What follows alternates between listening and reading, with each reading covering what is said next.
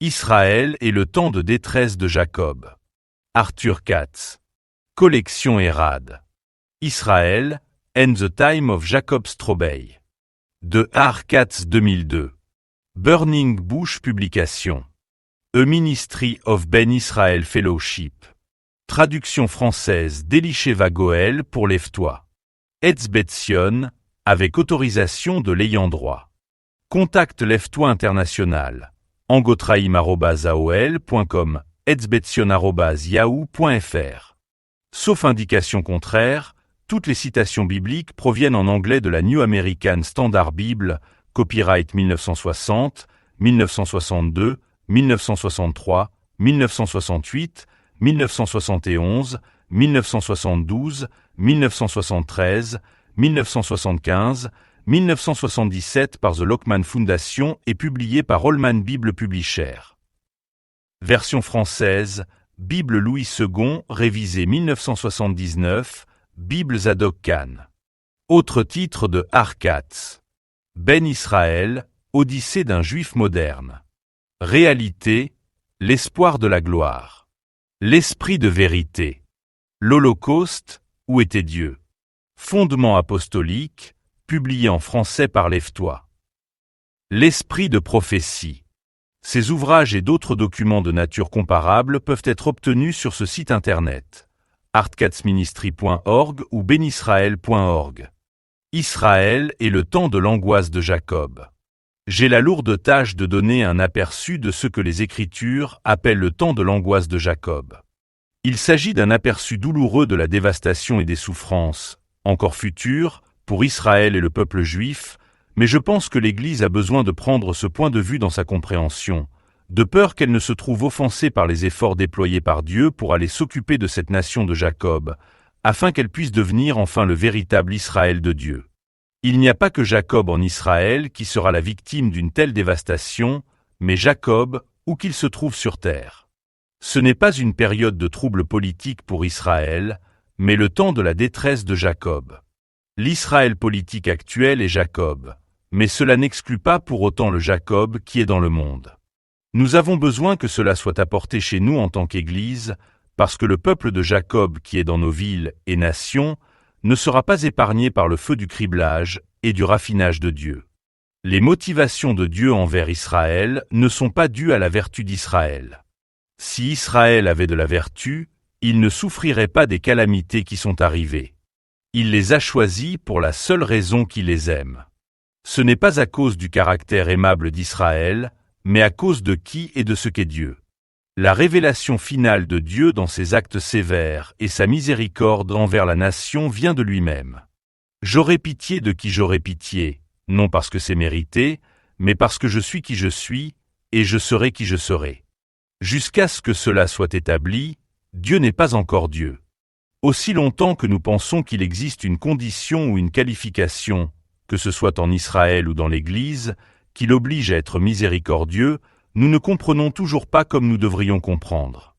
Il y a encore en nous quelque chose d'une propre justice humaine qui veut être reconnue pour elle-même, et cela n'est pas arrivé jusqu'au niveau de pauvreté qui seul hérite des bénédictions de Dieu. C'est seulement le pauvre en esprit qui reconnaît qu'il n'a aucune distinction ni qualification. Dieu a dû faire le plus grand effort pour établir ce point. Nous n'avons pas bien compris combien profondément enracinés sont l'intransigeance humaine et le péché. Israël est le manuel de Dieu, mais sa manière de les gérer est avant tout une question de révélation de lui-même. Cela a été une leçon douloureuse pour Israël, mais c'est une leçon qui va durer pour l'éternité. Israël, même dans son incrédulité et son apostasie, est la nation choisie pour révéler Dieu, d'autant plus qu'elle est actuellement incrédule et apostate.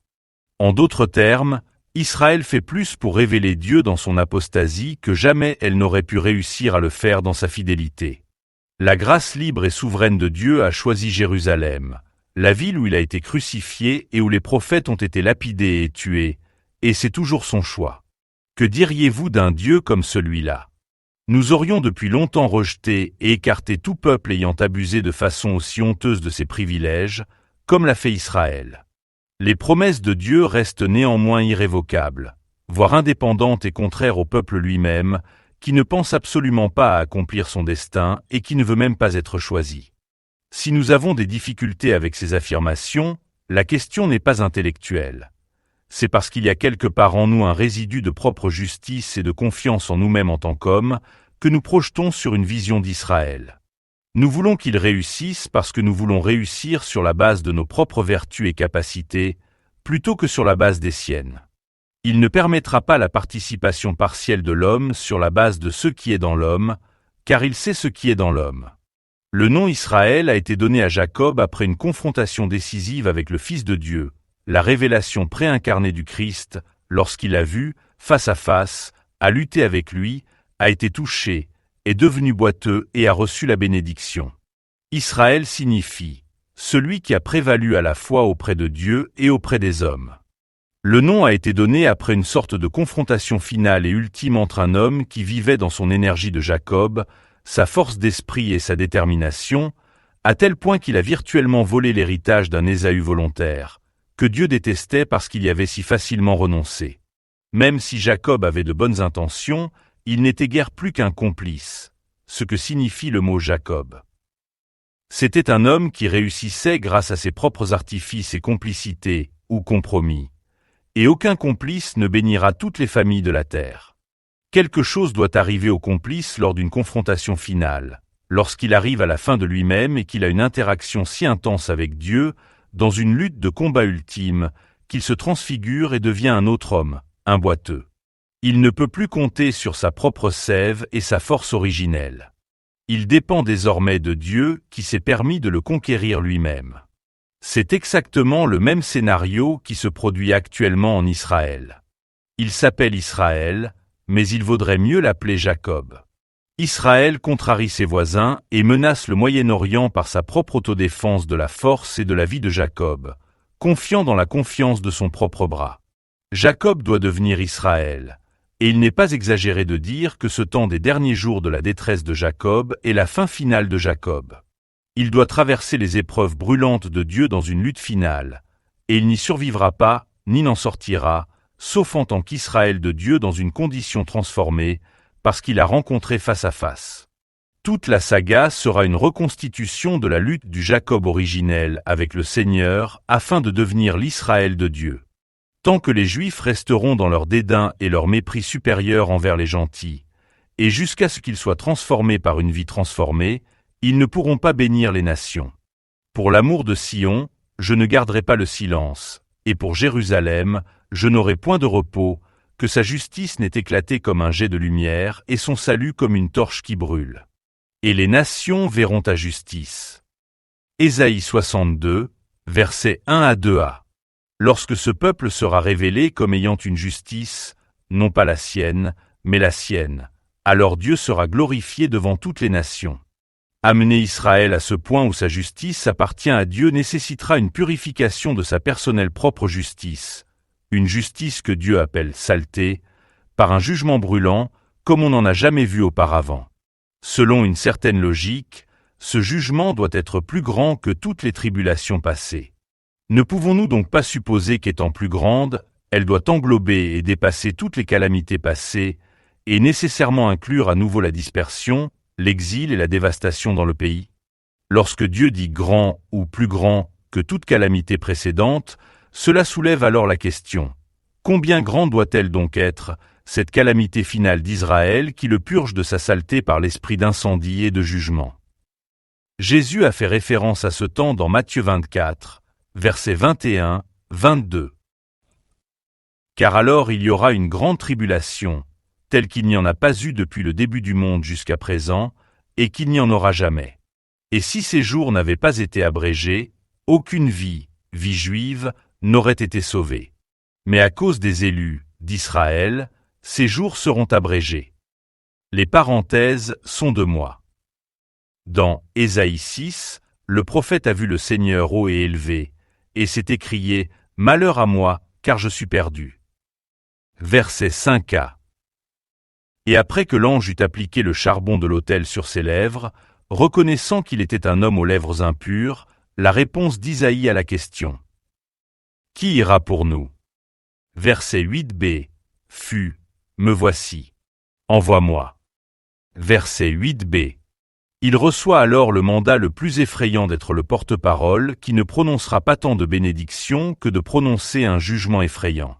Va et dis à ce peuple, continuez à écouter, mais ne percevez pas, continuez à regarder, mais ne comprenez pas, rend le cœur de ce peuple insensible, ses oreilles assourdies et ses yeux obscurcis, de peur qu'il ne voie de ses yeux, qu'il n'entende de ses oreilles, qu'il ne comprenne de son cœur, qu'il ne revienne et ne soit guéri. Versets 9 et 10. C'était une parole qui allait désensibiliser les gens, les assourdir et engourdir leur cœur. Cela allait les fixer dans une condition d'apostasie. L'envoi du prophète par Dieu n'était pas destiné à apporter le salut, mais le jugement, et sa parole condamnerait la nation à l'incapacité de se tourner ou d'entendre. Mais le prophète demande à juste titre au verset 11, « Seigneur, combien de temps ?» Isaïe a suffisamment bien compris le caractère de Dieu pour savoir que le jugement n'est pas le dernier mot de Dieu, mais plutôt le pénultième, l'avant-dernier. Il voulait savoir combien de temps cette condition prévaudrait. Il n'est pas exagéré de dire que cela décrit la condition actuelle d'Israël, et en fait, la condition historique d'Israël. Cette condition n'a pas été atténuée ou modifiée depuis l'époque d'Isaïe jusqu'à nos jours, et l'histoire d'Israël, passée et présente, en atteste. Israël est toujours dans cette condition de jugement, et donc la question de combien de temps que soulève Isaïe est extrêmement significative. Et voici la réponse. Jusqu'à ce que les villes soient dévastées et sans habitants, les maisons sans habitants et le pays complètement désolé, l'Éternel a éloigné les hommes et les lieux abandonnés sont nombreux au milieu du pays. Il y en aura cependant un 10e, et il sera de nouveau soumis au feu, comme un térébinthe ou un chêne dont la souche reste lorsqu'on l'abat. La semence sainte et son moignon. Versets 11 à 13. Il y a toujours eu un reste de Juifs sauvés, existant à chaque génération, mais en tant que nation, Israël est toujours sous ce jugement et cette malédiction, jusqu'à ce que le « jusqu'à » soit accompli, jusqu'à ce qu'une vaste dévastation s'abatte sur la nation, ravageant ses villes, ses habitants, des maisons sans peuple, le pays complètement désolé et une grande expulsion. Il y aura un vaste vide au milieu du pays, et bien qu'il ne reste qu'un reste, le texte suggère que même ce reste sera brûlé. Nous avons ici une première déclaration indiquant qu'il y a un « jusqu'à » qui n'est pas encore accompli, et que, lorsque cela arrivera, cela nécessitera cette dévastation et cette désolation dans le pays lui-même. De nombreuses autres écritures suggèrent le même scénario, et je vais les citer.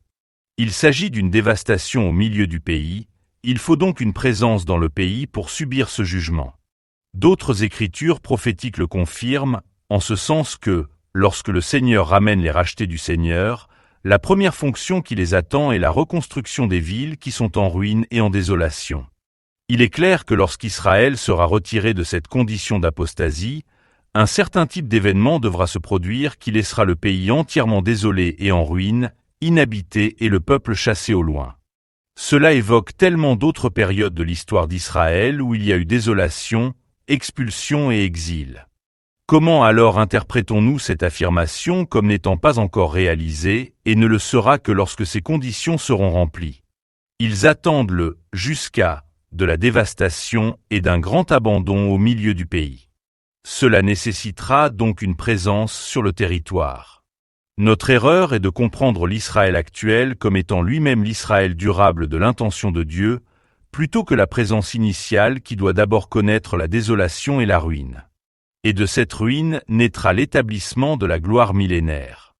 Mon sentiment est qu'il ne s'agit pas là d'une description des expériences antérieures d'Israël, tant de calamités que d'exil, parce que l'état de leur cœur demeure, qui, autrement, aurait été atténué par cette catastrophe. Les Écritures sont claires. Lorsque cette violence se produira avec une ruine et une dévastation ultime, alors la condition sera donnée par laquelle l'aveuglement spirituel, la surdité et le cœur obstiné seront retirés de la nation. Il faut presque faire preuve d'aveuglement volontaire pour croire que le temps des détresses de Jacob est révolu et qu'il s'agissait, comme certains le disent, de l'Holocauste de l'Allemagne nazie. La tromperie a son opportunité lorsque les hommes ne sont pas disposés à envisager des choses difficiles, quand ils ont peu de capacité à supporter des choses de type apocalyptique et veulent croire en une bonne chose. La tromperie vient vers ceux qui n'ont pas pris à cœur la question de la croix et de la souffrance. En fait, cette idée de ce que l'avenir nous réserve ne doit pas nécessairement provenir d'une révélation mystique. La teneur entière des Écritures est claire. La voie rédemptrice de Dieu passe toujours par la mort et la résurrection. C'est un principe fondamental de Dieu dont même son propre Fils n'était pas exempté, pas plus que sa nation choisie, ni, d'ailleurs, l'Église. S'attendre à ce qu'Israël réussisse d'une manière ou d'une autre sans cette nécessité, même si les Écritures sont explicitement claires, est remarquablement naïf. Comme je l'ai dit, il y a de nombreuses Écritures dans les prophètes pour corroborer cette dévastation, attendant jusqu'à ce que, de Dieu.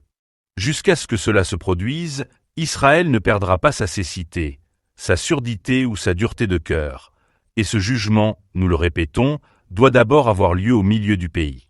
Ma propre compréhension prophétique est que les villes qui seront reconstruites lors du retour final et durable, effectué par le Seigneur lui-même, ne sont pas les villes de l'Antiquité, mais les villes modernes existantes de Haïfa, Tel Aviv, Jérusalem, Tibériade, etc.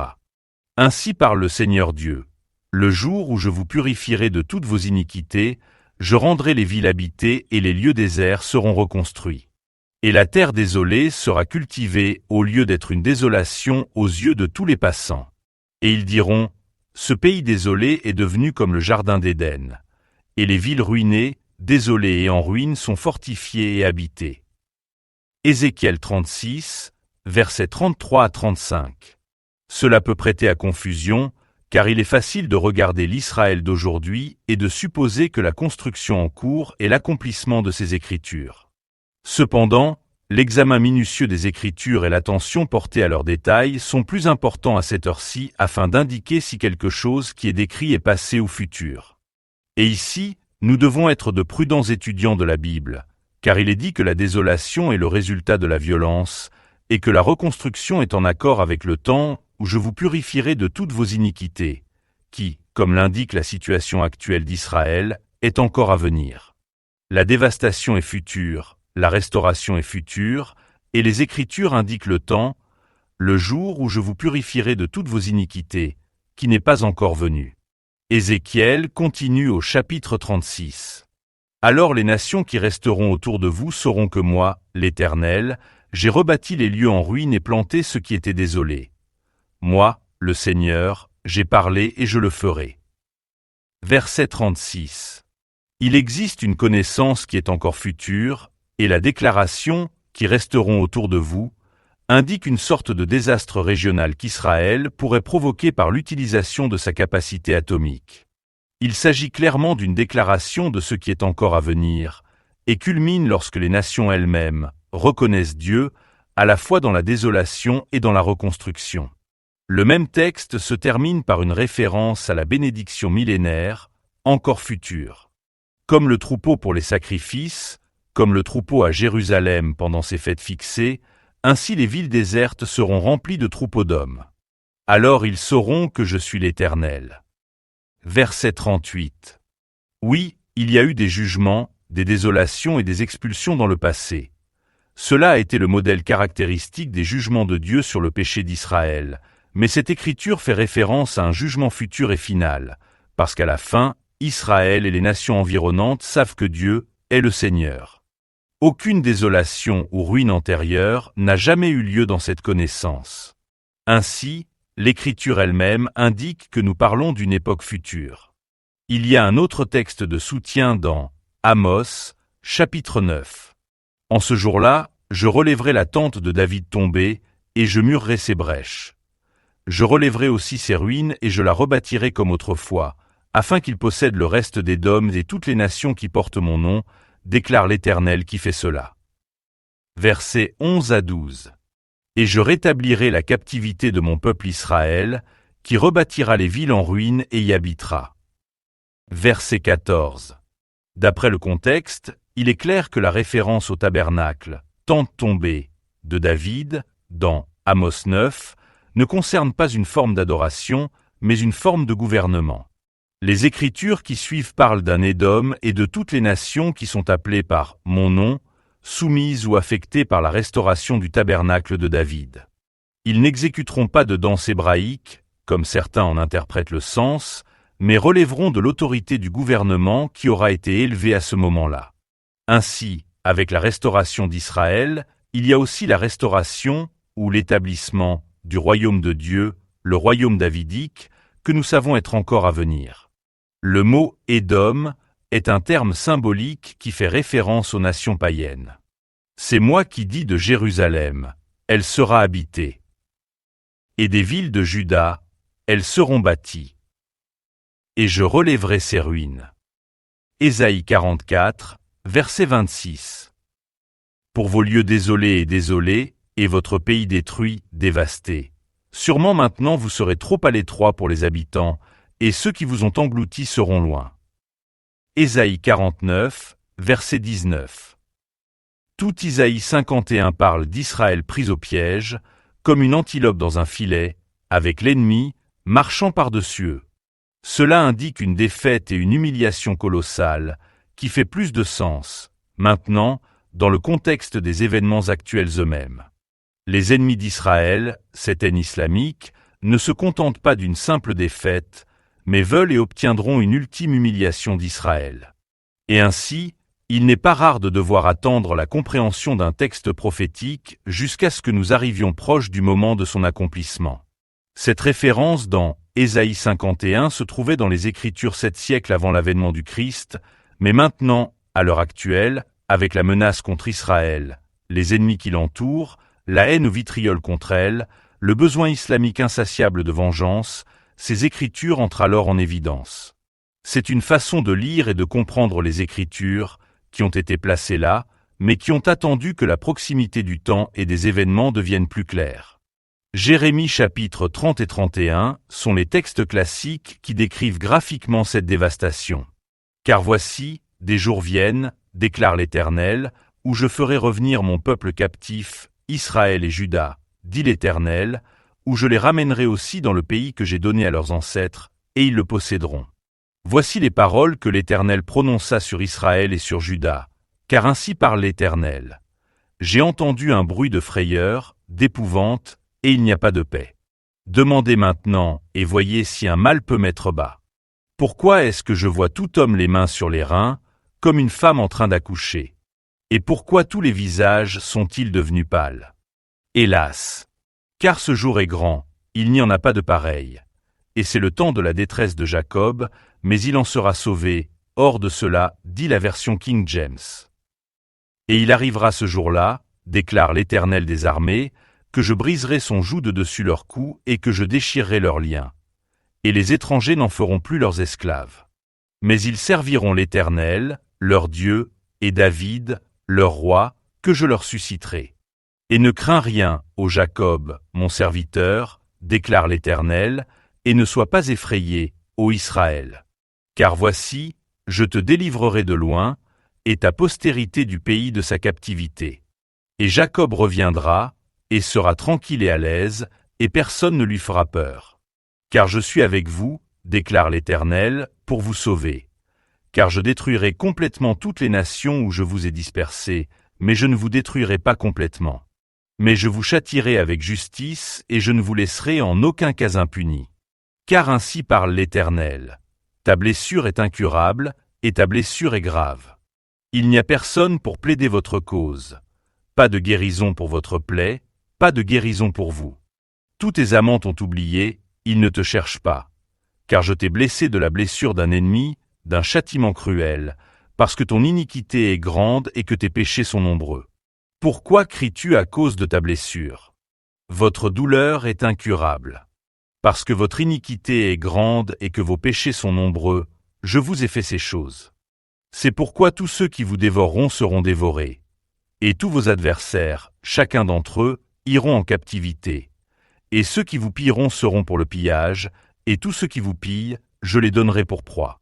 Car je te rétablirai la santé et je te guérirai de tes blessures, dit l'Éternel, parce qu'on t'a traité de proscrite, en disant « C'est Sion, personne ne se soucie d'elle. » Ainsi parle l'Éternel. Voici, je vais restaurer les ruines des tentes de Jacob et j'aurai compassion de ses demeures. Et la ville sera rebâtie sur sa hauteur, et le palais se dressera à sa juste place. Et d'eux proviendront les actions de grâce et la voix de ceux qui se réjouissent. Et je les multiplierai, et ils ne diminueront pas. Je les honorerai aussi, et ils ne connaîtront plus le mépris. Leurs enfants aussi seront comme autrefois, et leur congrégation sera établie devant moi. Et je punirai tous leurs oppresseurs. Jérémie 30, versets 3 à 20. L'ardente colère de l'Éternel ne reviendra pas, jusqu'à ce qu'il ait exécuté et jusqu'à ce qu'il ait accompli le dessein de son cœur. Dans les derniers jours, vous comprendrez cela. Verset 24. Nous devons nous demander si ce qui est décrit ici est une description de choses déjà présentes dans le passé d'Israël. Oui, il y a eu des défaites, il y a eu des expulsions, il y a eu des ennemis qui ont amené Israël en captivité. Mais « je te sauverai de loin » implique qu'Israël est de nouveau chassé parmi de nombreuses nations, ainsi que ta descendance du pays de sa captivité. Et Jacob reviendra, et sera tranquille et à l'aise, et personne ne lui fera peur. Il ne s'agit pas ici d'une description de la réinstallation d'Israël en 1948, car on leur fait encore peur. Ils ne sont pas dans ce lieu de sécurité. Cette paix, repos et tranquillité est quelque chose qui suit le temps des troubles de Jacob, et est évidemment encore futur parce que la condition actuelle d'Israël ne peut pas être décrite comme étant au repos. Le fait que ce ne soit pas la conséquence de désastres antérieurs est évident, de par l'état encore inchangé de la nation aujourd'hui. Israël doit montrer sa faillite morale, non pas parce qu'il est Israël, mais parce qu'il est homme. C'est l'humanité qui n'est pas disposée à reconnaître la déclaration de Dieu sur la condition humaine et doit donc être condamnée à la voir dans sa propre conduite. Mais ils serviront l'Éternel, leur Dieu, et David, leur roi, que je leur susciterai. Jérémie 30, verset 9. Ceci est identique à la promesse donnée dans Ézéchiel 37, après que les ossements desséchés de toute la maison d'Israël, ou ceux qui en restent, auront redonné vie et seront ressuscités de leur tombeau, et que Juda et Israël, les deux branches, seront réunis. Puis le Seigneur dit, « Et mon serviteur David sera leur roi, et ils auront tous un seul berger. » Verset 24a. C'est un autre aspect qui doit être considéré dans toute la revue des Écritures qui parle de la dévastation et du retour, à savoir la conclusion millénaire que le roi lui-même, le plus grand David, Jésus, est ressuscité pour régner sur la nation en train d'être restaurée et dont les ruines sont en train d'être reconstruites. Car je suis avec vous, déclare le Seigneur, pour vous sauver. Car je détruirai complètement toutes les nations où je vous ai dispersés, mais je ne vous détruirai pas complètement. Mais je vous châtierai avec justice et je ne vous laisserai en aucun cas impuni. Jérémie 30, verset 11. Cette écriture montre l'effet du jugement de Dieu sur les nations qui sont employées pour apporter le châtiment à Israël. Il dit « Je les détruirai ». Nous n'avons pas vu de destruction des nations principalement utilisées comme verge de châtiment infligé à Israël, ce qui indique que le châtiment lui-même est encore futur. Il est à noter que les nations employées pour provoquer la destruction ont historiquement et invariablement dépassé l'intention de Dieu, stimulées par la fureur démoniaque, et prennent un plaisir particulier à apporter des dimensions de souffrance et d'humiliation à Israël, raison pour laquelle elles subissent elles-mêmes un jugement qui est également encore futur. Car je détruirai complètement toutes les nations où je vous ai dispersés, mais je ne vous détruirai pas complètement suggère que certaines des nations existantes aujourd'hui perdront leur identité lorsque Dieu accomplira les jugements dont il parle. C'est pourquoi tous ceux qui vous dévoreront seront dévorés. Et tous vos adversaires, chacun d'entre eux, iront en captivité. Et ceux qui vous pilleront seront pour le pillage, et tous ceux qui vous attaquent, je les donnerai pour proie. Jérémie 30, verset 16. Le mot « dévorer » implique quelque chose de proportion catastrophique, pas un inconfort mineur ni même une défaite, et montre la véhémence, l'amertume et la domination totale que les ennemis d'Israël auront sur eux en cette période de trouble de Jacob. Cette violence précipitera l'expulsion des Juifs, non seulement hors d'Israël, mais aussi hors de toutes les nations, en accomplissement d'Amos 9. Car voici, je commande, et j'ébranlerai la maison d'Israël parmi toutes les nations. Verset 9a. Ézéchiel 20, versets 23 à 44 soutient cette fuite dans le désert des nations où les Juifs rencontreront une autre entité, face à face, devant laquelle sera vue la lumière de Dieu. À la fin de cette déclaration dans Jérémie 30 et 31 vient la bénédiction millénaire, après la restauration promise. Dans Ézéchiel 36, les Écritures parlent d'Israël se détestant à cause de ses propres péchés après son retour. Car je changerai leur deuil en joie, je les consolerai et je leur donnerai de la joie pour leur tristesse. Jérémie 31, verset 13d. Cela indique clairement, par la fréquence de ces mots, que la dernière expérience d'Israël dans son histoire, alors même que la joie éternelle vient maintenant sur leur tête, est le souvenir du deuil, des soupirs et du chagrin. Cela n'a jamais été descriptif d'un retour en Israël depuis l'avènement de l'État en 1948, mais cela sera descriptif du retour qui se produira lors de l'expulsion des nations, précipitée par l'explosion du temps de l'angoisse de Jacob. Ils reviendront comme les rachetés du Seigneur, s'enfuyant avec deuil et soupir. Dans de nombreux passages, la promesse de Dieu est qu'Israël ne sera plus triste, n'aura plus peur et ne connaîtra plus la terreur. Cela indique que la dernière expérience historique d'Israël, tant dans la nation que dans le monde, est la peur, la terreur, la violence, le fait d'être dévoré, englouti, le deuil et les soupirs. Le deuil et les soupirs doivent précéder les réjouissances et la danse, hommes jeunes et vieux ensemble. Dieu est explicitement l'agent, à la fois de l'expulsion et du jugement, ainsi que du retour et du réconfort. Israël doit savoir que « Je suis l'Éternel qui a parlé et fait cela ». Dieu lui-même transformera leur tristesse en joie. Et les rachetés du Seigneur reviendront et viendront avec des cris de joie à Sion, avec une joie éternelle sur leur tête. Ils trouveront l'allégresse et la joie, et le chagrin et les soupirs s'enfuiront. Ésaïe 35, verset 10. Ils obtiendront de leur Dieu réconfort et joie. Israël doit connaître Dieu dans cette totalité, à la fois dans la gravité de son expulsion et dans la fierté et la joie de son retour, lorsqu'ils l'obtiendront, et pas avant par une alternative fabriquée et humainement réalisée. Une partie de ma controverse avec d'autres porte-paroles prophétiques, qui prétendent que le temps de l'angoisse de Jacob, l'Holocauste nazi, est révolu, trouve sa réponse dans le fait que le temps de la détresse de Jacob ne commence pas en Europe, mais en Israël même, dans le pays. Et cela indique donc quelque chose qui n'a pas encore eu lieu. Mais le décor est en train d'être préparé pour cette éruption et cette expulsion par la présence juive actuelle dans le pays qui la précède nécessairement. Notre erreur est de considérer à tort cette réinstallation préliminaire, aussi étendue soit-elle, comme constituant le retour final du châtiment décrit ci-dessus. Continuer dans cette erreur entraînerait une déception tragique et un manque de préparation honteuse à être envers Israël, à cette heure-là, ce que nous devrions. Et Jacob reviendra, et il sera tranquille et à l'aise, et personne ne lui fera peur. Jérémie 30, verset 10d.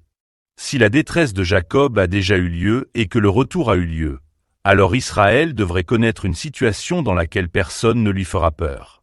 Au contraire, l'Israël actuel est criblé de peur, de terreur, d'appréhension et d'anxiété, ne sachant pas quand la prochaine bombe humaine va exploser dans un centre commercial ou une discothèque. Voici donc une preuve claire que le temps de la détresse de Jacob est encore futur. Sinon il se trouverait maintenant dans un lieu de paix, où personne ne leur fait peur. Le fait qu'ils aient peur indique clairement que le temps de l'angoisse de Jacob est futur.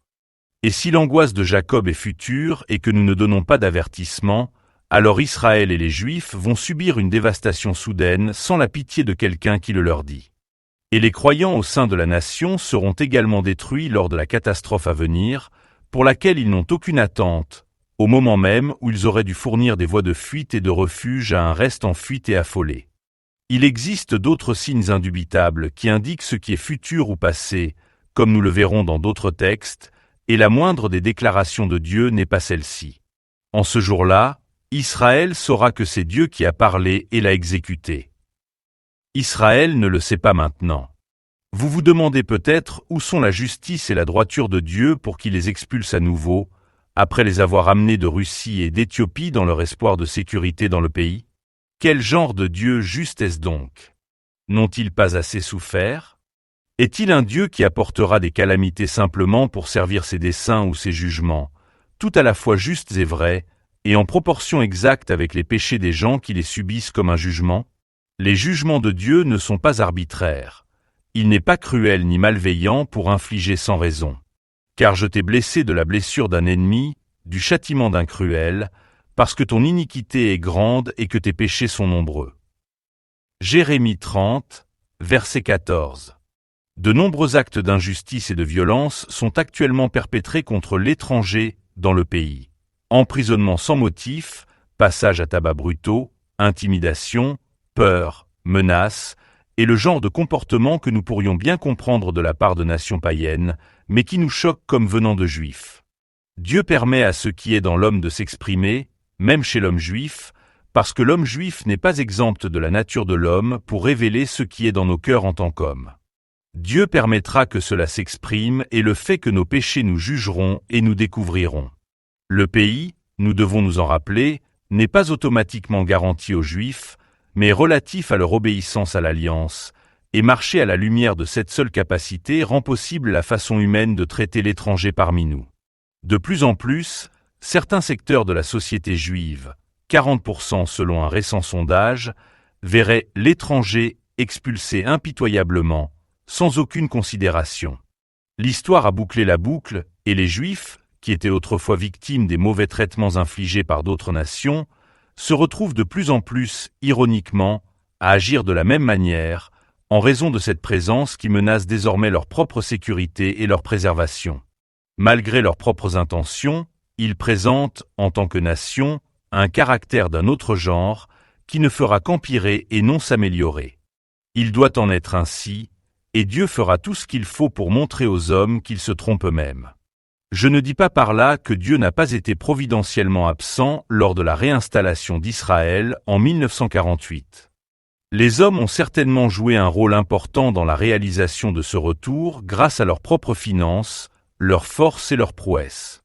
Dieu les a préservés au cours des guerres précédentes en raison de la nécessité de leur donner cette expérience, afin qu'ils puissent comparer leurs propres tentatives ratées avec celles qu'il apportera lui-même lorsqu'il les restaurera et les implantera dans le pays. En dernière analyse, et bien plus que nous le sachions, ce sont nos propres convoitises et désirs qui affectent notre théologie et notre doctrine. Quelles sont la convoitise et le désir ici? Une réticence à ce qu'Israël soit à nouveau confronté à une calamité, un désir, tellement, de le voir réussir, en particulier de la part des gentils dont la conscience a été meurtrie par l'Holocauste et la souffrance juive, et qui sont incapables de considérer l'Holocauste comme le jugement de Dieu, mais plutôt comme l'échec de l'Église, et veulent maintenant rattraper cela et encourager Israël à toute fausse assurance de sa sécurité. C'est un désir bien intentionné, mais comme quelqu'un l'a dit à juste titre, les marches vers l'enfer sont pavées de bonnes intentions. Je dis qu'un examen attentif des Écritures prophétiques, ici et ailleurs, indique des calamités pour Israël qui sont encore futures, parce que les choses qui suivent sont la bénédiction millénaire, la sécurité, l'acceptation, la restauration et la connaissance de Dieu, dont cet Israël actuel n'a pas encore fait preuve. L'Israël actuel n'est de Dieu que dans le sens d'être un préliminaire nécessaire au retour complet, véritable et ultime. S'il n'y avait pas une nation qui connaisse la défaite et l'exil, il n'y aurait pas le brisement et la dépendance à l'égard de Dieu qui caractériseront l'Israël final et durable. Il n'y aurait pas de spirituel et de céleste s'il n'y avait d'abord un naturel, voire un Corinthiens, chapitre 15. C'est de Dieu qui sauve les hommes de la condamnation et du jugement d'Israël. Regardez comme ils échouent. Regardez ce qu'ils font avec les Palestiniens. Nous devons nous rappeler qu'Israël doit échouer. Il doit y avoir la mort de leur espoir, en eux-mêmes et d'eux-mêmes, d'être la nation supérieure de Dieu. Si nous ne comprenons pas cela, c'est parce que nous n'avons pas ouvert nos propres vies à de telles actions de la part de Dieu, où il nous accordera une certaine mesure de succès uniquement pour l'amener au lieu de l'échec, de la déception et du cœur brisé. Dieu veut nous montrer que nous ne pouvons pas avoir confiance en nous-mêmes. Et nous ne pouvons pas apprendre ce principe de manière académique ou abstraite, mais seulement à partir de notre propre expérience douloureuse jusqu'à la mort. Vous appelez cela un Dieu aimant? Absolument, surtout à la lumière de l'éternité. C'est parce que nous avons voulu être épargnés, nous-mêmes, en tant qu'Église, de la douleur des propres relations de Dieu avec nous, que nous voulons épargner à Israël de telles relations. Nous avons été coupables de penser uniquement en termes de nous-mêmes, et non en termes de la gloire de Dieu pour toujours. Romains 11, verset 36. C'est pourquoi notre vision est inadéquate, car notre attention s'est portée sur la question de l'évitement de la douleur et de la souffrance, plutôt que sur la question de la gloire de Dieu. Il existe un autre signe indubitable qui peut nous montrer la différence entre les jugements de Dieu dans le passé et ceux à venir. C'est la manière dont Dieu lui-même juge les nations des gentils qui exercent sa sévérité sur Israël. Regardez le verset 16 de Jérémie chapitre 30. C'est pourquoi tous ceux qui vous dévoreront seront dévorés. Et tous vos adversaires, chacun d'entre eux, iront en captivité. Et ceux qui vous pilleront seront pour le pillage, et tous ceux qui vous attaquent, je les donnerai pour proie. L'Allemagne a-t-elle été dévorée? D'après d'autres textes, nous savons que ce que nous appelons aujourd'hui la Jordanie, Édom, et la Syrie, Moab, sont indiquées comme faisant partie de ces nations jugées. Elles sont anéanties en tant que nations dans le texte biblique. Les jugements de Dieu sont sévères sur ces nations qui se sont elles-mêmes violemment opposées à Israël. Mais le fait que cela n'ait pas encore eu lieu montre que nous parlons de quelque chose de futur. Parce qu'ils t'ont traité de proscrit. Verset 17. Laissez ce mot vous imprégner. Un paria est quelqu'un qui a été rejeté. C'est Sion, personne ne se soucie d'elle. Verset 17. Cela signifie qu'il n'y avait aucune preuve d'une quelconque miséricorde accordée à ce peuple. La colère ardente du Seigneur ne reviendra pas tant qu'il n'aura pas exécuté et tant qu'il n'aura pas accompli le dessein de son cœur. Dans les derniers jours, vous comprendrez cela. Verset 24. Jérémie 31 nous amène dans la nouvelle alliance qui est conclue avec son peuple restauré, mais regardez d'abord le verset 2. Ainsi parle l'Éternel. Le peuple qui a survécu à l'épée a trouvé grâce dans le désert, Israël, lorsqu'il est allé chercher son repos. Après la débâcle de la dévastation, de la fuite, de la persécution, de l'exil et du fait d'être jeté dans le désert, un reste d'Israël y trouvera encore grâce. Dieu leur préparera un lieu de sécurité et de repos dans le désert. Il y a une autre description symbolique de cela dans Apocalypse 12, verset 6 où le dragon cherche à dévorer la femme, Israël, qui s'enfuit sur les ailes d'un aigle dans le désert, dans un endroit préparé pour elle, où elle peut être nourrie pendant 3 ans et demi. Regardez comment Dieu parle dans Jérémie 31, verset 4a. Je te reconstruirai encore, et tu seras reconstruite, ô Vierge d'Israël. Bien que Jérusalem soit appelée Sodome et Gomorrhe, où le Seigneur lui-même a été crucifié, Dieu parle ici d'Israël comme d'une vierge. Comment peut-on comprendre cela? C'est le précieux langage rédempteur de Dieu, malgré les péchés historiques d'Israël et le fait que nous l'ayons blasphémé dans chaque nation où il nous a chassés. Quand il nous restaure, c'est comme si le passé était effacé et que le reste était appelé la Vierge et les rachetés de l'Éternel, avec une joie éternelle sur leur tête. C'est notre gloire de résurrection. Nous avons une nouvelle vie et un caractère virginal, ce qui arrive aux croyants individuels lorsque nous sommes sauvés, mais maintenant cela arrive à une nation entière pour la première fois. Les actions rédemptrices de Dieu vont du salut individuel au salut national, et Israël est la première des nations à en faire l'expérience. Ils viendront en pleurant, et je les conduirai par des supplications. Verset 9a. Quelle sera la racine de ces pleurs? Il ne s'agit pas du sentimental baiser à la terre que nous voyons sur nos écrans de télévision lorsque les Juifs font leur retour, Alia, en Israël. C'est le pleur de la reconnaissance de Dieu, contre qui nous avons blasphémé et que nous avons rejeté, qui s'est maintenant révélé être notre véritable libérateur d'une condition dans laquelle nous nous serions trouvés autrement totalement désespérés. Le retour d'Israël, par Dieu, dans le pays sera l'un des plus grands miracles des derniers jours. Il n'y aura aucune confusion à ce moment-là quant à savoir si c'était l'œuvre de l'homme selon nos propres capacités et financements, par opposition à l'œuvre de Dieu.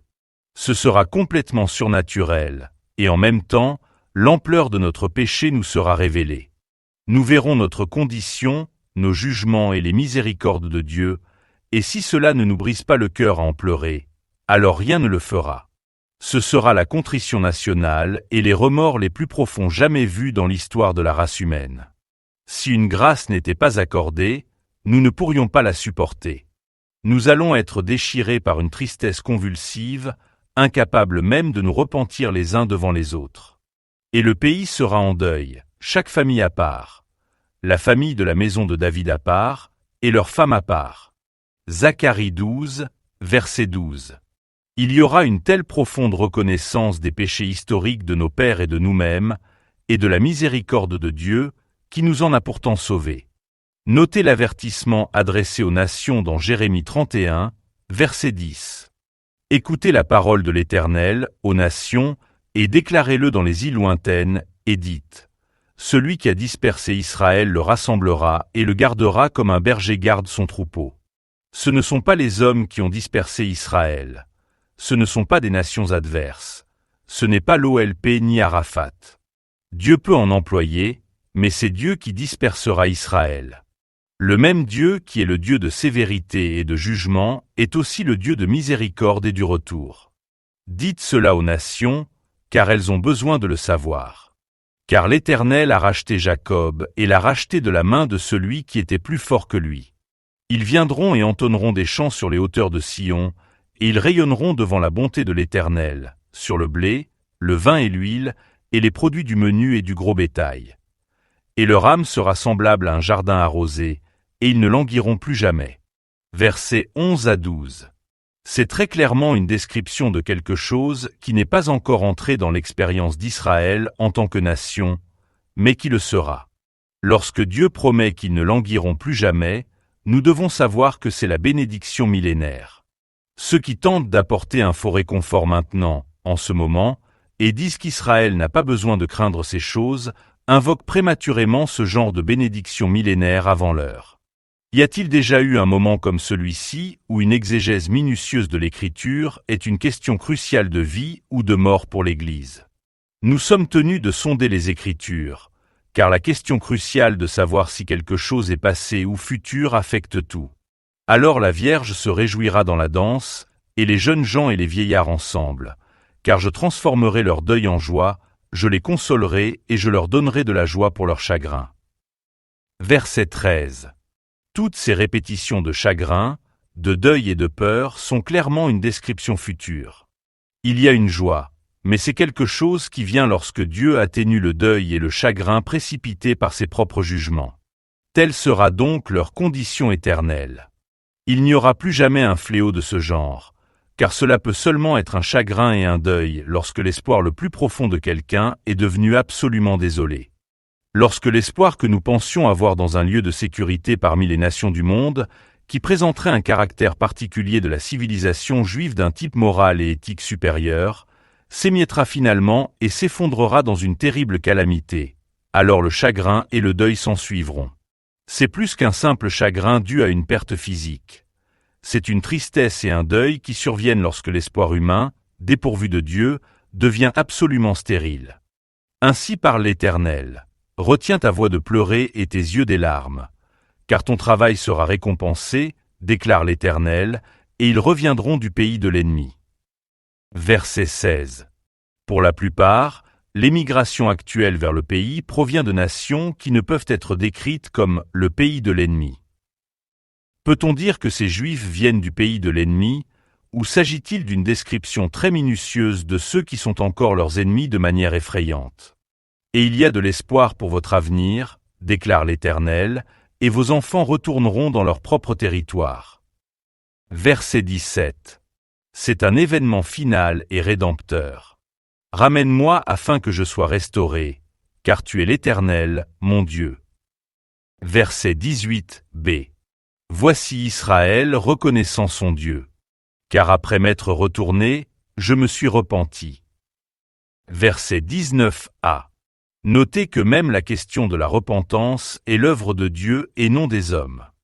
Dieu ne donne même pas à Israël la liberté ou le luxe d'accomplir cet acte sur la base de ses propres capacités.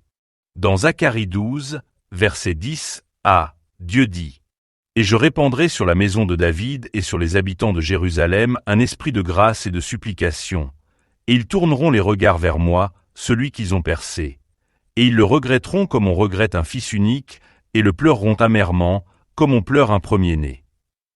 Autrement dit, si cet esprit n'avait pas été répandu, ce deuil n'aurait pas été possible dans la profondeur de la repentance qui s'opère alors.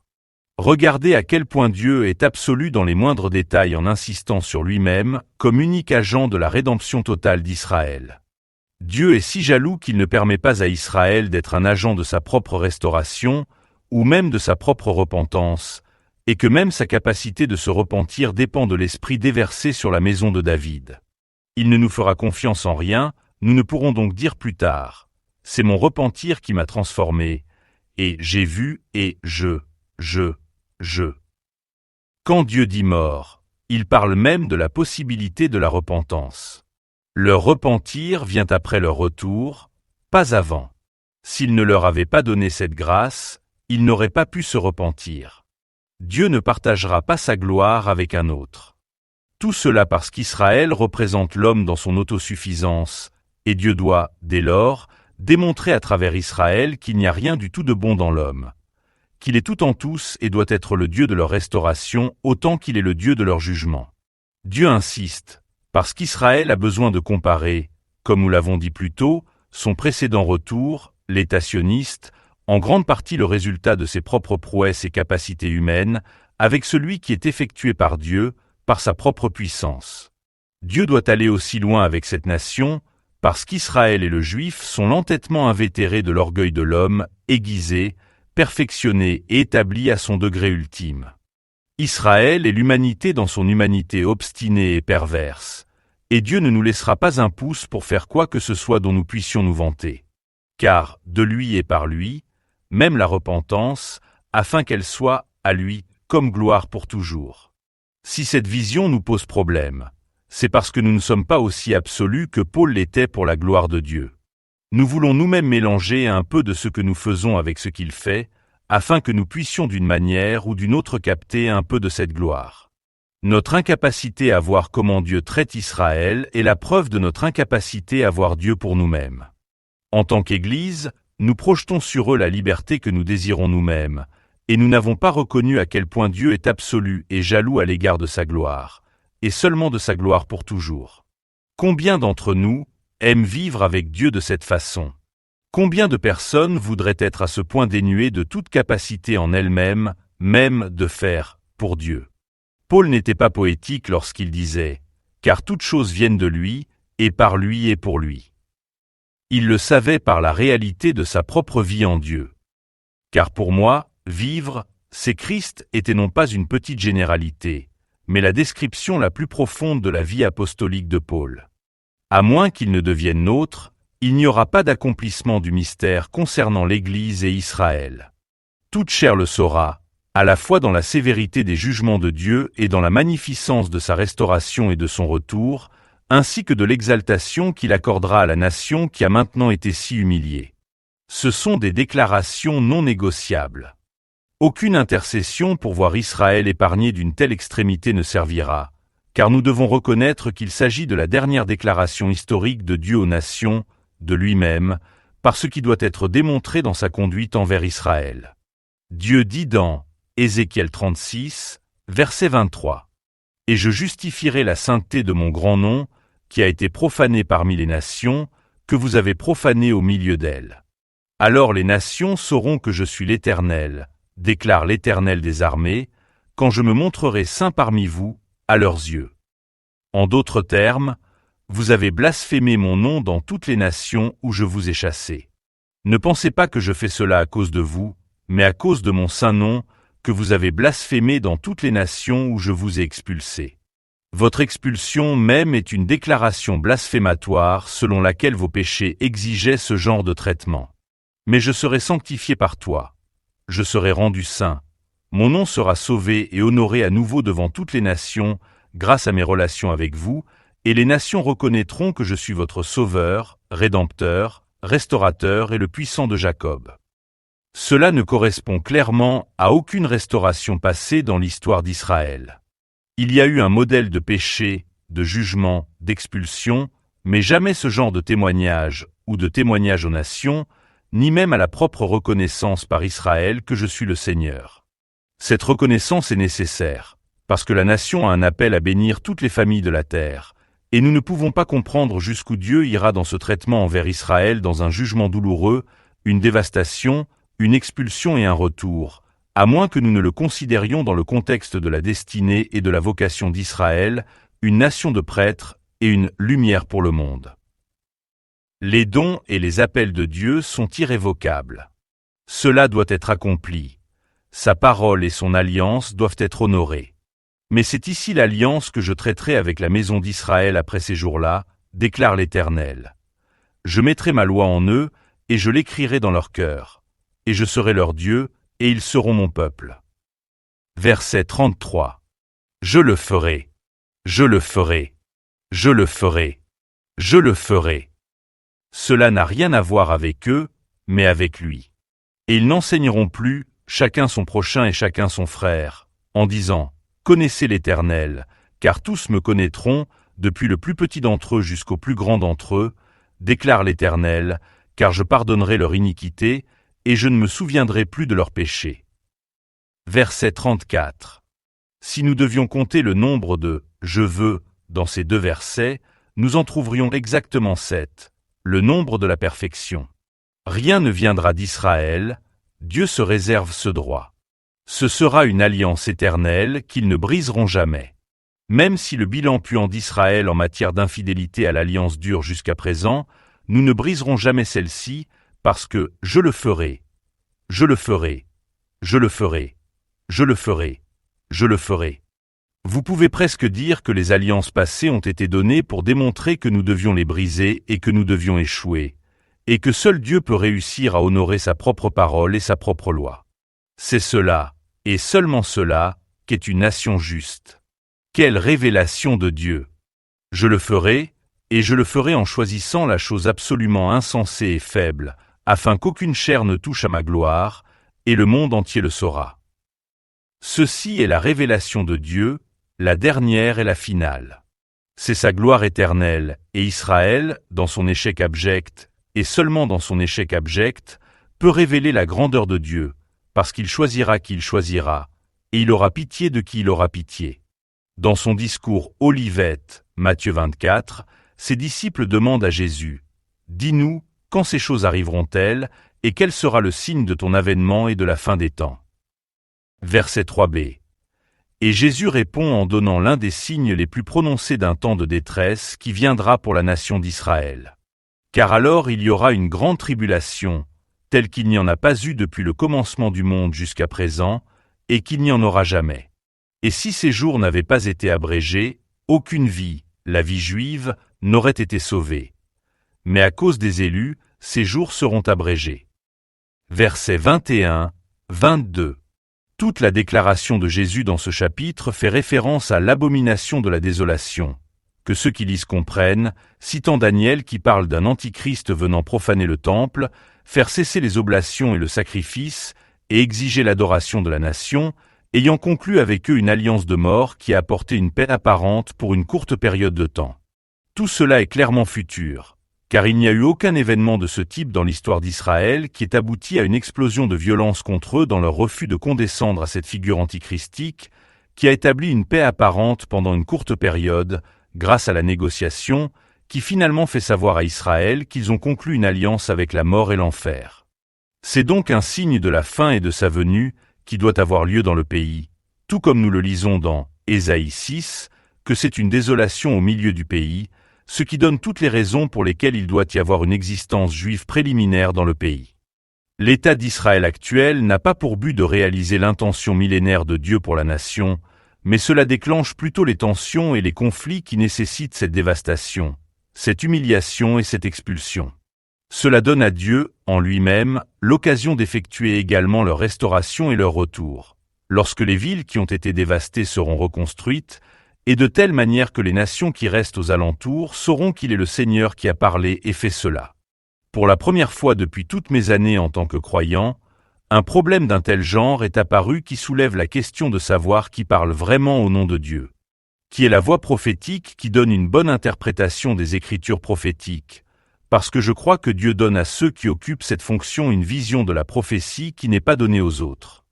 Toute la question des vrais et des faux prophètes est devenue claire d'une manière que je n'ai pas encore vue, et est devenue une question cruciale pour l'Église dans sa capacité à discerner et à reconnaître laquelle de ces voix exprime effectivement le conseil de Dieu.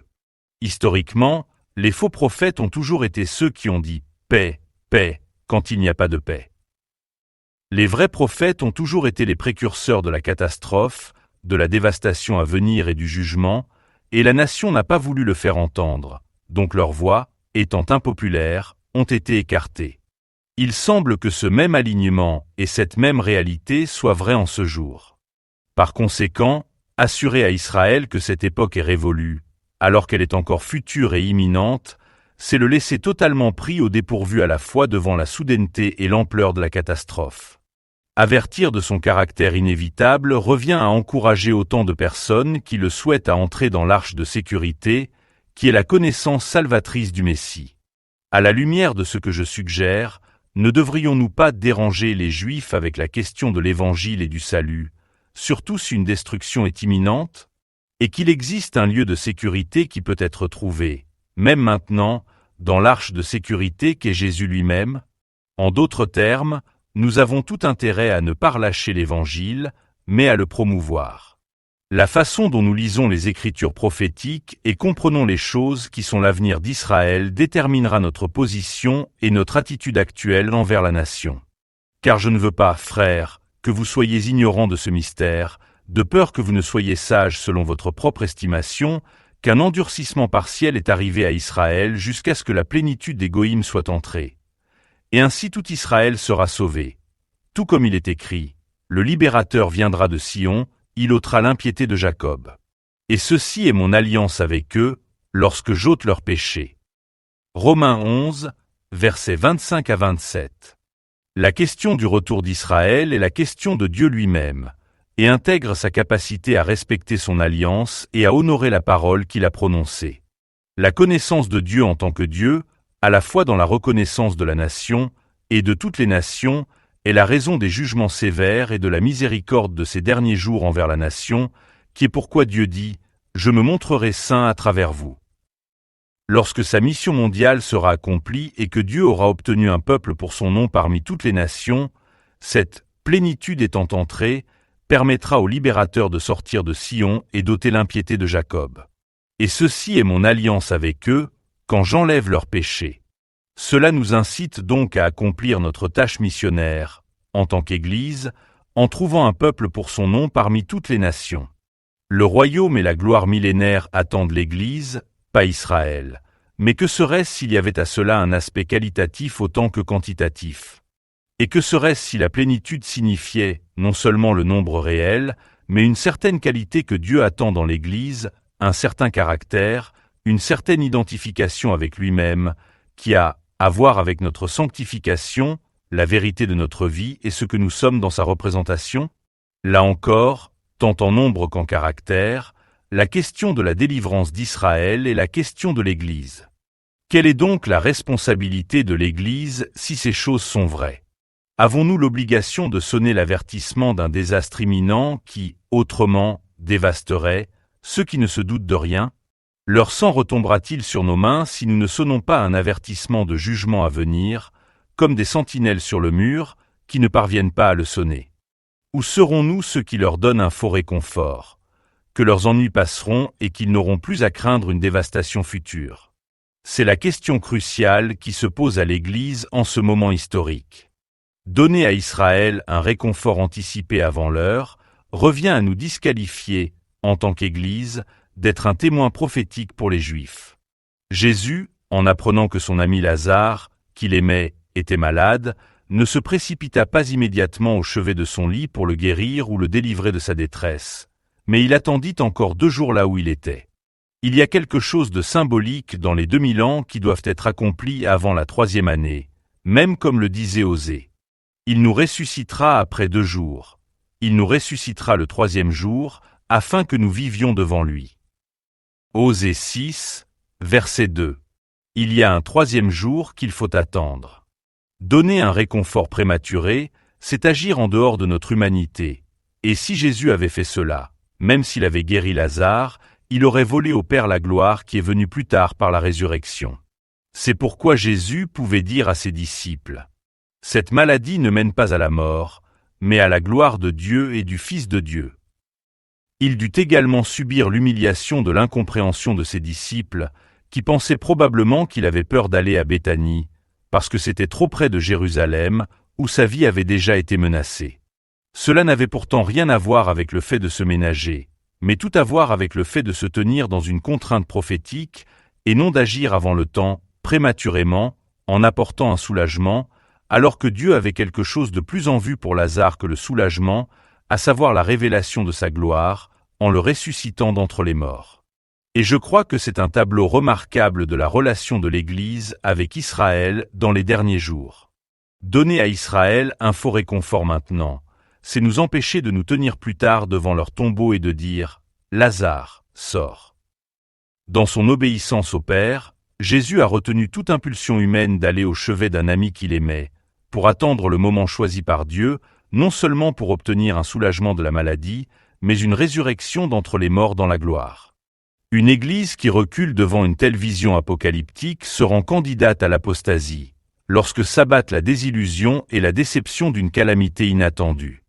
L'apôtre Paul parle d'une « grande apostasie dans les derniers jours », et je crois qu'une partie de cette apostasie viendra de la déception d'une Église espérant naïvement que l'Israël sioniste actuel serait l'accomplissement de l'intention prophétique de Dieu. Dans cet échec, Dieu sera considéré comme ayant échoué. Pour sauver l'Église d'une apostasie de déception, il est impératif que nous ayons une anticipation correcte et prophétique de ces choses qui doivent nécessairement arriver, et que nous ne soyons pas déçus si nous voyons l'état actuel dispersé et réduit à néant, sachant qu'il y a quelque chose de plus grand en réserve pour lequel ce châtiment est nécessaire. Espérer que la nation, Israël, puisse être améliorée relève davantage d'une vision progressiste du changement que d'une vision apocalyptique. C'est la mentalité humaniste de penser qu'il pourrait y avoir une amélioration plutôt que d'exiger un jugement apocalyptique, la mort et la résurrection. Il y a donc là une question remarquable. Comment comprenons-nous Dieu et son œuvre rédemptrice? Même si la menace actuelle contre Israël était atténuée, n'ont-ils pas déjà franchi un point de non-retour sur le plan moral, irrécupérable? La perte morale résultant de la violence, de la corruption et du recours à la torture ne peut être récupérée. Israël est déjà allé trop loin dans sa réponse aux menaces qu'il a lui-même pu encourager, de sorte que même si la menace est atténuée, le caractère de la nation est déjà irrémédiable et ne pourra jamais être amélioré. Si le caractère de la nation pouvait être amélioré, nous, en tant que croyants, n'aurions pas besoin de notre propre salut.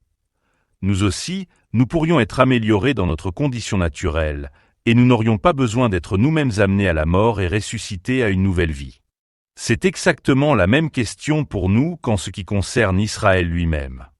Ainsi, la crise d'Israël est la provision de Dieu pour réveiller l'Église de son propre sommeil d'évasion et de son manque de préparation. Elle devrait contraindre l'Église à revenir à une conscience apostolique qui a en son cœur une souffrance nécessaire qui précède la gloire. La question de la « gloire de Dieu pour toujours » devrait nous amener au genre de reconnaissance de la croix, impératif pour nous dans l'accomplissement de notre propre rôle envers Israël. C'est parce que nous, l'Église, étendrons à Israël, à grands frais pour nous-mêmes, que cela fera que les rachetés de l'Éternel reviendront ainsi et rentreront avec des cris de joie à Sion, avec une joie éternelle sur leur tête. Ils auront retrouvé l'allégresse et la joie, et la tristesse et les soupirs s'enfuiront. Ésaïe 35, verset 10. Dans le psaume 102, il y a une autre référence au libérateur sortant de Sion lorsque le moment fixé pour favoriser Sion sera venu. Dieu attend quelque chose, non pas d'Israël lui-même, mais de quelqu'un appelé ses serviteurs. Tu te lèveras et tu auras compassion de Sion, car il est temps de lui faire grâce, car le moment fixé est venu. Certes, tes serviteurs trouvent plaisir à ses pierres et ont pitié de sa poussière. Versets 13, 14. À ce moment-là, le libérateur viendra de Sion, enlèvera ses transgressions et la restaurera, non pas pour quelque chose qu'Israël fait, mais pour quelque chose que font ses serviteurs, qui ne sont pas eux-mêmes Israël. Car si Israël était ses serviteurs, il n'aurait pas besoin de jugement du tout. La poussière dont il est question ici est-elle la poussière de l'Antiquité?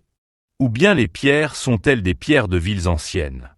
Ou s'agit-il des ruines de Haïfa, de Tel Aviv, de Jérusalem et de toutes les villes modernes d'Israël?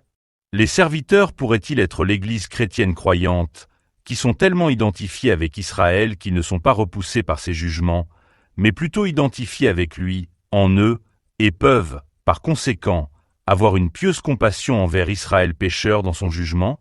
Jésus ne s'est-il pas identifié à nous, alors que nous étions encore dans le péché? Quand nous aurons envers Israël, dans son péché, une attitude du même genre que celle que le Seigneur avait envers nous pendant que nous étions dans le nôtre, l'accomplissement que Dieu attend sera venu.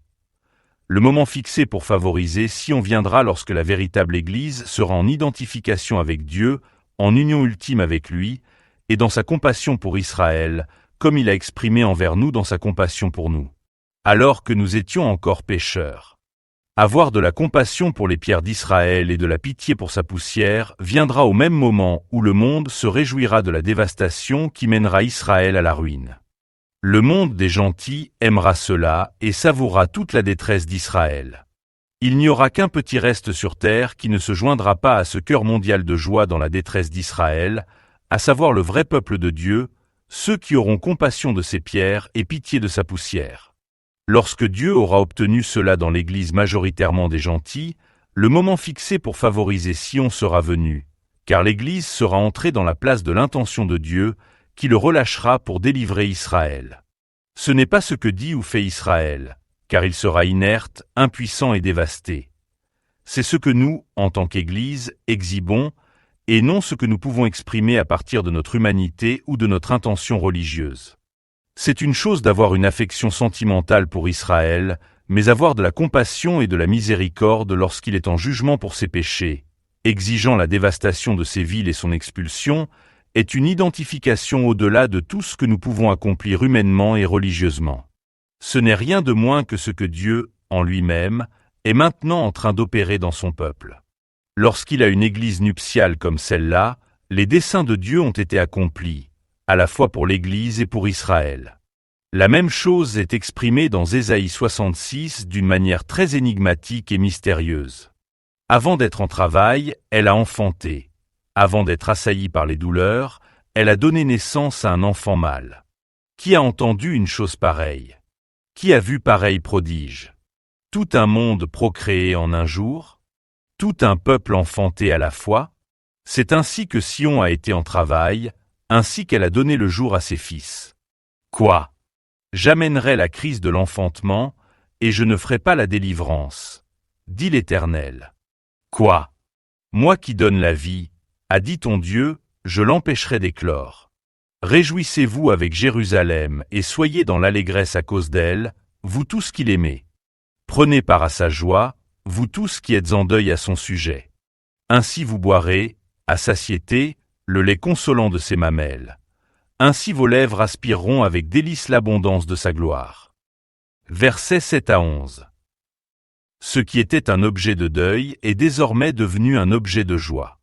Ce qui était stérile est maintenant si abondant dans son sein, qu'elle allait et nourrit ceux-là même qui l'ont pleuré, ont prié pour elle et lui ont donné naissance en une nation, née en un jour. Car voici ce que dit l'Éternel. Je ferai affluer, dans ses murs, la paix comme un fleuve, et comme un torrent impétueux la richesse des nations, et vous vous en nourrirez, portés dans leurs bras, bercés sur leurs genoux. Verset 12. Ceux qui ont accouché pour la rédemption d'Israël seront désormais portés dans ses bras et nourris par lui. Ce que vous avez fait naître, par votre travail de naissance, vous profite désormais d'un réconfort particulier qui ne peut venir que de la consolation d'un Israël né en un jour. Mais si vous n'aviez pas travaillé, si Sion n'avait pas travaillé, il n'y aurait pas de naissance. Israël sera tellement frappé, épuisé et incapable de toute action en soi pour réaliser sa naissance, en tant que nation, en un jour, que quelqu'un d'autre devra supporter les douleurs de la naissance à sa place. Montrez-moi aujourd'hui une femme qui a déjà connu les douleurs de l'accouchement et qui serait prête à supporter cette douleur pour une autre femme, qui est enceinte et qui ne peut pas le faire elle-même. C'est précisément là que vous avez une image de ce que Dieu attend dans l'Église. Le travail est douloureux, ultime, contre l'acceptation de la mort, afin que quelque chose puisse naître de la mort, d'un Israël incapable de sa propre naissance. C'est entièrement volontaire, mais vous recevrez le bénéfice de ce qui naîtra, et vous recevrez la consolation et la bénédiction de ce qui est né en un jour.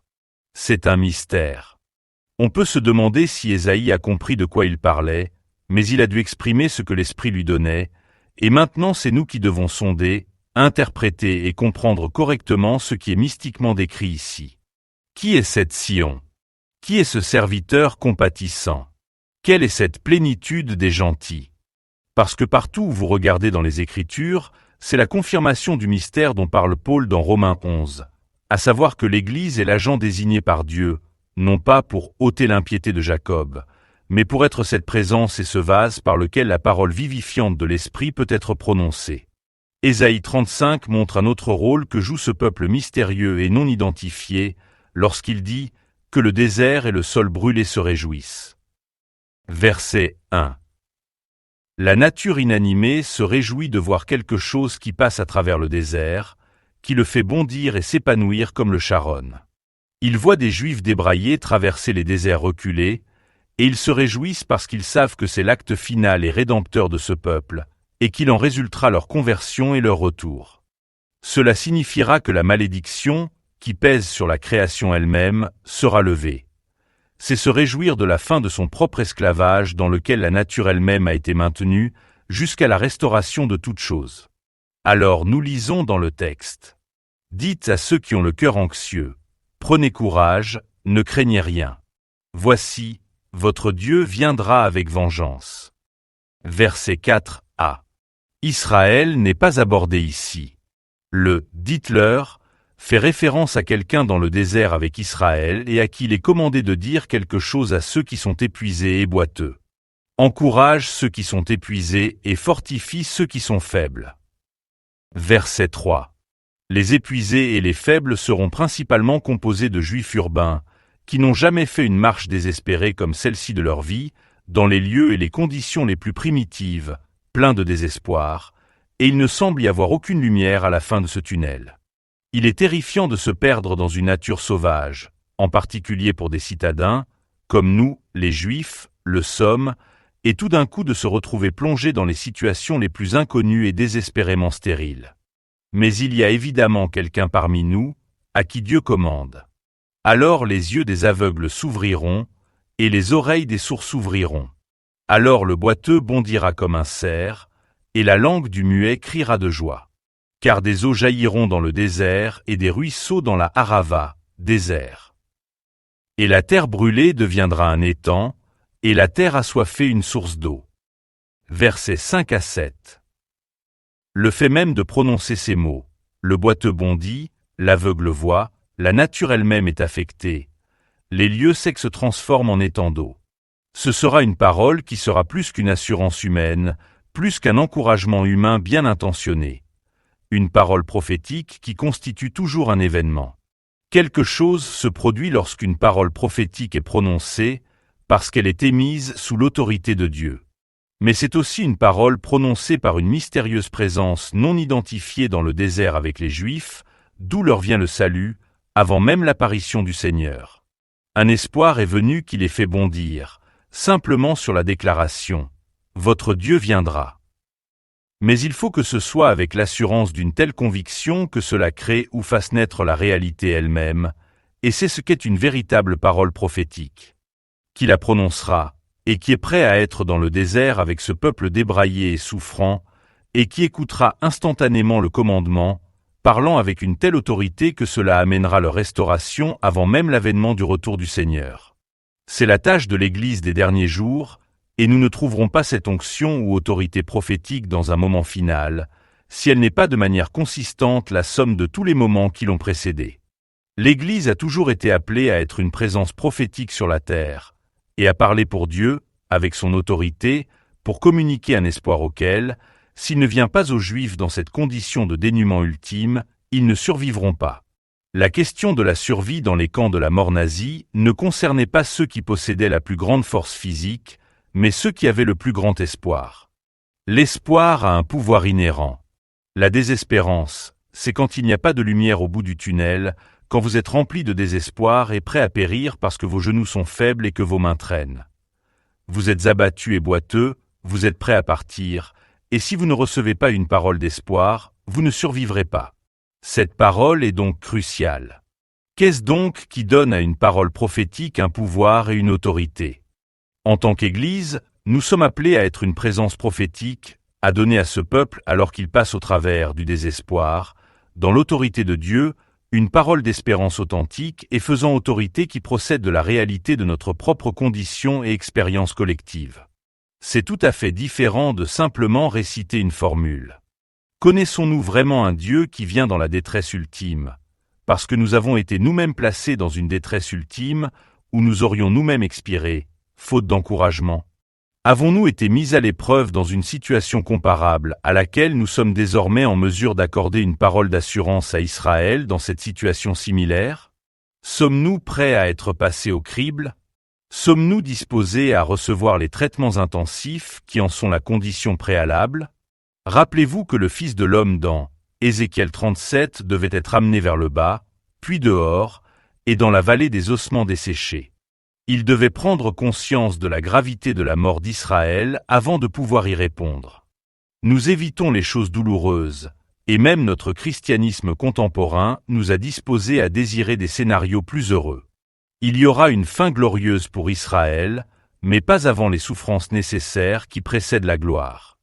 Israël sera une nation châtiée et brisée, qui restera comme un aspect permanent d'un caractère qui constitue son sacerdoce. Ce n'est que dans cette condition qu'elle pourra exercer son ministère auprès de toutes les nations de la terre, non pas avec l'arrogance que nous associons aujourd'hui aux Juifs et à Israël, mais avec la contrition et le brisement qui accompagnent les actes et le châtiment les plus sévères de Dieu. Le châtiment d'Israël ne sera pas cruel ou arbitraire, mais exactement proportionnel au péché qui rendent ce jugement juste et, en fait, il pourrait bien être la plus grande déclaration de l'amour de Dieu. Nous souffrons d'une génération de pères qui n'aiment pas assez leurs fils pour les châtier. Dieu dit dans les Proverbes que le fait de ne pas châtier votre fils révèle une véritable haine pour lui et un plus grand amour pour vous-même en l'épargnant. Mais le véritable amour requiert la sévérité d'un châtiment, un châtiment que Dieu ne refusera pas à Israël, et dans la sévérité de la conduite de Dieu, Israël reconnaîtra son amour le plus absolu. Dieu inflige le châtiment, mais il en souffre aussi la douleur atroce, mais il ne le retient pas. Quelque chose se produit au moment où cette nation fils et le père entrent dans une étreinte de larmes et de brisements, à travers le châtiment qui lie la nation au père d'une manière qu'elle ne l'a jamais connue. Et c'est dans cette relation qu'Israël continuera à le connaître tous les jours de sa vie. Ce châtiment doit venir, et nous ne devons pas en être offensés, mais plutôt l'accueillir nous-mêmes comme tel, sinon nous ne pourrons pas être envers Israël ce que nous devons.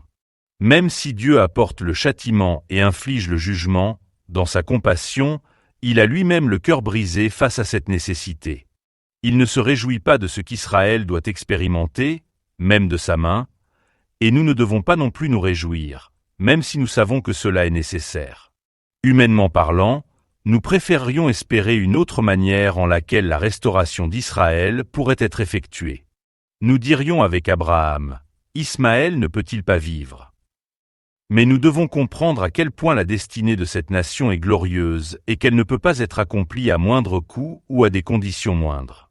Les Juifs se retrouveront dans le désert des nations, où des lieux ont été préparés pour eux, où ils seront nourris pendant 3 ans et demi. Ce n'est pas seulement une alimentation physique dont ils jouiront, mais aussi spirituelle. Ils recevront une explication, tirée des Écritures, dans les maisons, les lieux et les communautés qui les ont accueillis, et pour leur expliquer pourquoi ils subissent le châtiment de ces derniers jours, prophétisé dans les Écritures, et qui doit s'accomplir. De nombreux Juifs rencontreront leur Dieu face à face dans le désert des nations, Ézéchiel 20, et, ainsi, entreront dans le lien de son alliance et sous le bâton de son autorité, afin qu'ils puissent retourner au pays, Sion, comme rachetés du Seigneur.